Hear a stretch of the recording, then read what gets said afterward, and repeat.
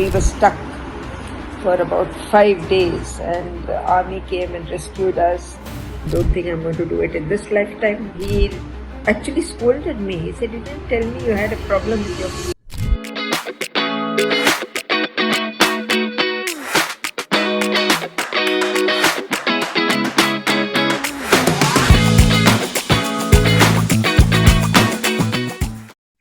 Hi, and welcome to Travel Secrets.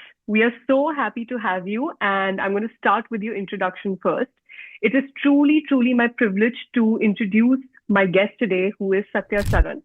For 12 years, I believe you've been the editor-in-chief of Femina, India's biggest magazine for women. You've also written biographies for icons like Guru Dutt, Hariprasad Chaurasia, S.D. Burman, and Jagjit Singh. Today, you are a consulting editor with Penguin Random House. We are extremely happy to have you. And I believe you're also very well traveled and incredibly adventurous. So I really want to know how your adventures started. So we know that, you're a passionate mountaineer, and the word fear is probably not in your dictionary. I also know a very hair-raising mountain story that you have to tell about that time. And I believe there was a landslide in the Himalayas. So can you just shed some light on that? I just love the mountains. I think it comes from the fact that I grew up in Assam, and my idea of an evening walk was to just scramble up a small hill without chappals, leaving my sister who hated mountain climbing behind. So I started actually trekking when I was in my 50s, early 50s. And I think my first trek was in Gomukh, which was quite tough because it starts at 11,000 feet. But once the bug bit me, there was no going back. I've made many trips in the Himalayas, but there is one memorable trip I want to talk to you all about, and that is when the great Kedarnath deluge happened. We were in this place called Sundardanga, which is it's on the way to the Pindari glacier, but it branches off in another direction along the Sundardunga river. And you have to scramble up rocks, which is why it's called Sundardunga. And then you have to climb up a very steep path, which is not really marked out very well. You need a guide.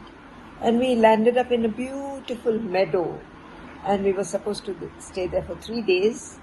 But the huge deluge that happened in Kedarnath happened, and we were stuck for about 5 days, and all the bridges had been washed off. The army came and rescued us because there was no way we could have crossed. Every little stream had become a raging river, and down below the river was torrential.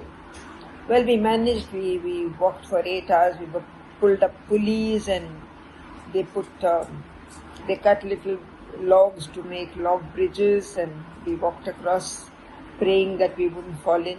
All that happened, but we reached safely. It was very memorable, and I'm glad it happened to me, and I have something to talk about and remember and say, wow, I did that. Yeah, that's quite a story. And then there was the Alpine adventure in Switzerland. So, I mean, thinking about it and about the darkness of it just gives me shivers. Can you tell us something more about that? Yes, I did have a small walk in the Alps. I won't call it a climb at all. I have been very fascinated by the Eiger. I've read every book on the Eiger. I've read every book on the Himalayas that I can lay my hands on. If there are any more, please let me know. If Travel Secrets has some secret books, I would love to know about them.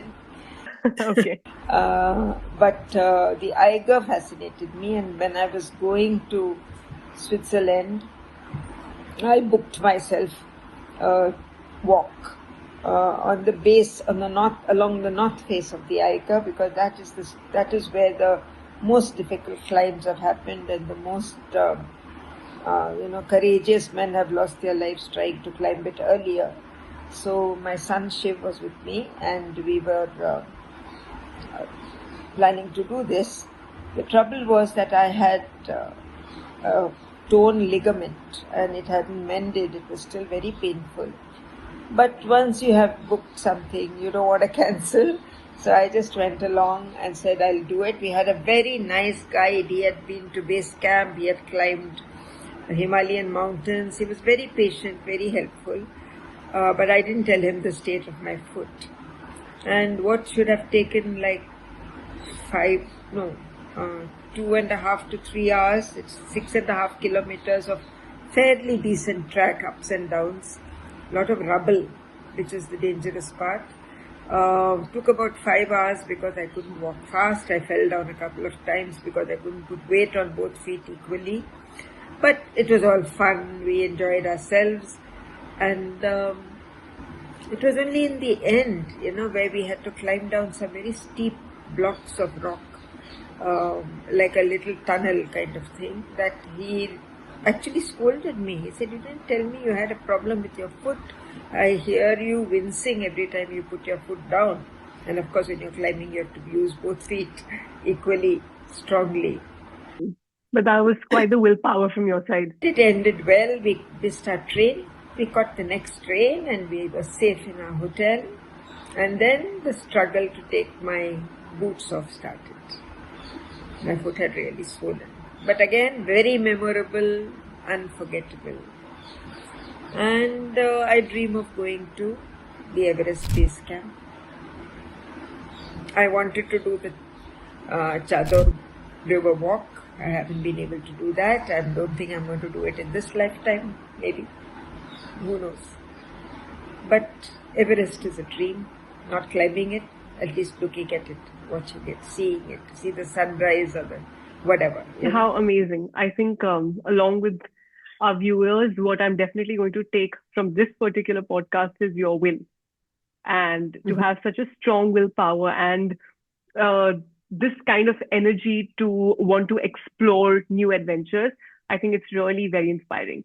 So thank you so much for giving us all these amazing insights, which I'm sure each one of us will learn something or the other out of this. So I wish Travel Secrets all the best and many more adventures to you too.